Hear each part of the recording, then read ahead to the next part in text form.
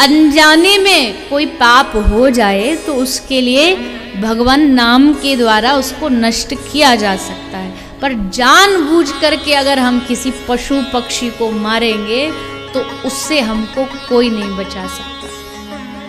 इसलिए तो आपने देखा होगा जब कोई महात्मा, अधिकतर ऐसा देखने को मिलता है, जब कोई महात्मा चलता है तो वो जमीन पर नीचे देख के चलता है कि कहीं मेरे पांव से कोई चींटी चींटा कोई दब ना जाए, ये नजरें उसकी जमीन पर रहती है।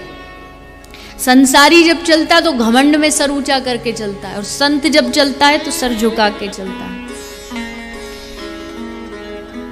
तो हाँ, अनजाने में तो हमसे भी बहुत पाप हो जाते हैं, भले हम कितना भी बच लें, कहीं ना कहीं छोटे मोटे जीव जंतु तो मर ही जाते, पर वो कैसे, उन पापों से मुक्ति कैसे मिलेगी? बोले जब हम भगवान का नाम जाप करते हैं, कीर्तन करते हैं, तो वो पाप नष्ट हो जाते हैं। वो भी तब होते हैं जब आप भजन करोगे, भजन नहीं करोगे तो इनका भी परिणाम भुगतना पड़ेगा। और अगर जानबूझ करके पाप किया जाए तो उससे भयानक दंड तो और क्या प्राप्त होगा। जानबूझ के किसी पशु को मारते हैं हम, किसी पक्षी को मारते हैं। आजकल के समय में देखो, जहां देखो आजकल लोग छोटे छोटे शहर ले लो, छोटे गांव ले लो, बड़े शहर ले लो, घर घर में आपको लोग अंडे खाते हुए नजर आते हैं,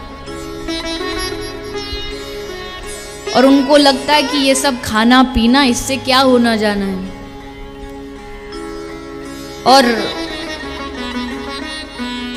उनको भोजन ग्रहण करके अपने आप को सात्विक समझते हैं, और फिर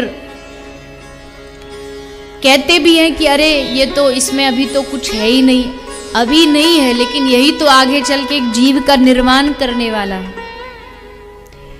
इसलिए सबको ध्यान रखना चाहिए कि कोई भी गलत चीज न खाएं, न पिए, न अपने बच्चों को खिलाएं। अंडा भी मांसाहारी में ही गिना जाता है, और उसको खाने का परिणाम भी आज नहीं तो वहां जाके तो भुगतना पड़ेगा। पर एक बीच में कोई महापुरुष आए, उन्होंने एक स्लोगन दे दिया कि संडे हो या मंडे, देखो कैसे सबको पता है, पर वो बेचारे आधा ही बताए, आधा बताना भूल गए, आधा ही बता पाए। पूरा ये था कि संडे हो या मंडे रोज खाओ अंडे, फिर ऊपर जाके खाओ डंडे, क्योंकि वहां की मार से तो कोई बचा नहीं सकता, कोई नहीं बचा सकता। भगवान का न्याय बड़ा कठोर होता है, तो इसलिए पहले से सावधान हो जाए, गलत न खाएं न पिए। आप कम से कम जो लोग भागवत आज सुन रहे हैं वो लोग तो गलत खाने पीने से एकदम दूर रहें, किसी भी प्रकार के गलत आहार को आप न खाएं, और अगर खाएंगे तो उसके परिणाम को भुगतने के लिए तैयार रहिए।